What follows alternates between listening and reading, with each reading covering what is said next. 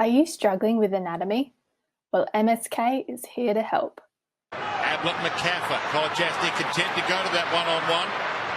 Ablett caught. Dirty shoulder, Gary Ablett. He's popped the shoulder out of the bone. Actually, it's sitting out. That's a serious shoulder injury. He's dislocated that shoulder. It's sitting out.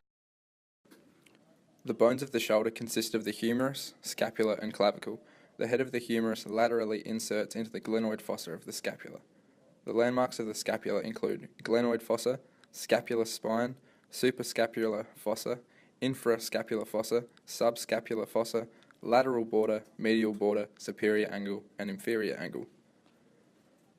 Landmarks on the humerus include greater tubercle, lesser tubercle, intertubercular groove, deltoid tuberosity, medial epicondyle, lateral epicondyle, and the surgical neck.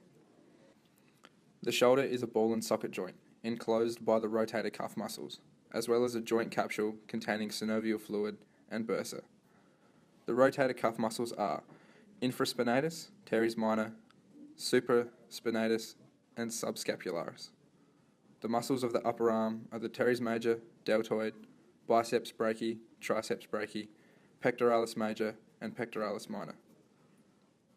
The nerves that supply the glenohumeral joint are the nerves of the brachial plexus, which are the axillary nerve, suprascapular nerve, and the lateral pectoral nerves. These nerves originate from vertebrae C5 and C6 and contribute to sensory and motor innervation of the shoulder. The blood supply to the shoulder is from the subclavian artery, which is a branch of the ascending aorta. After this artery passes the lateral border of the first rib, this artery then becomes the axillary artery, which will not only supply blood to the shoulder, but will continue to supply to the rest of the upper limb. Other blood supply comes from the transverse cervical and suprascapular arteries, which are offshoots of the thyrocervical trunk. The shoulder joint is formed between the glenoid fossa of the scapula and the head of the humerus. This joint is anatomically known as the glenohumeral joint. The joint is enclosed by the rotator cuff muscles. The rotator cuff muscles provide stability around the shoulder joint. However, this ball and socket joint has a very shallow socket, hence its propensity for dislocation, unlike the hip joint, as this is more stable given it carries the weight of the body. The shoulder joint is further stabilised by ligaments and connective tissue that surround the joint. The X-ray from Radiopaedia shows an anterior shoulder dislocation, the same injury experienced in the case study of Gary Ablett. As seen in the image, the humeral head is displaced anterior, medial, and also inferior to its original position in the glenoid fossa. This is further noted by the widened glenohumeral joint in excess of 6 mm. In this image and in Gary's specific case, we could not find any association to further fractures or osteological damage. The radiographic appearance indicates that the injury Gary sustained was an anterior shoulder dislocation. If Gary were able to rotate externally, this would indicate a posterior dislocation, but this was not the case for Ablett. Axial force is applied to the elbow, propagating up the humerus in excess of resistive force presented by the rotator cuff complex. In this case, the subscapularis is of particular importance, as the primary resistor of external rotation. Resultant acceleration anteriorly displaces the humeral head from the glenoid fossa, resulting in the witnessed dislocation. As it is an osteological feature that is impacted as the primary consequence of the event, all nearby vasculature and nervous structures in this area can be affected by the impact directly or through poor management of the injury.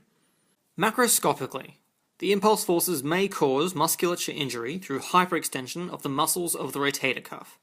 The subscapularis muscle is at the highest risk as the primary resistor of anterior. Given the fact that the brachial plexus and a considerably sized vascular supply runs through or in close proximity to the glenohumeral joint, the axillary artery and its continuation into the brachial artery being the primary example, there is a large number of possible event outcomes and systematic components that can be affected by the given injury. If these arteries are involved in the injury, there is immediate danger to the patient given the reduced blood flow to the arm and the possibility of a hematoma.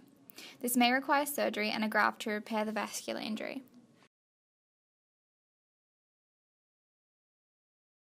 The shoulder region is innervated by the nerves of the brachial plexus. The movement and sensory implications of this depend on the nerve involved.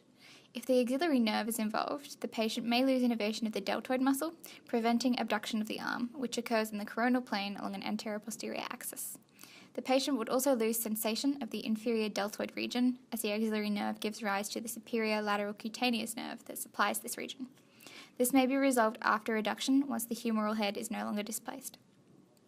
If the radial nerve is involved, the patient may develop transient radial nerve palsy, preventing innervation of the thenar eminence and causing severely reduced dexterity. The patient would also lose sensation of the lateral palmar surface of the hand and their lateral forearm. This may be corrected once the dislocation is reduced by either open or closed reduction. Further possible muscular injuries include physical injury to the deltoid muscle of the upper arm, as previously mentioned. The pectoralis major muscle of the pectoral region can also be damaged, affecting adduction and medial rotation of the arm. Adduction occurs in a coronal plane on an anterior-posterior axis, whilst medial rotation occurs in a transverse plane along a vertical axis. Partial rupture of infraspinatus is common in dislocations, as well as full rupture of teres minor.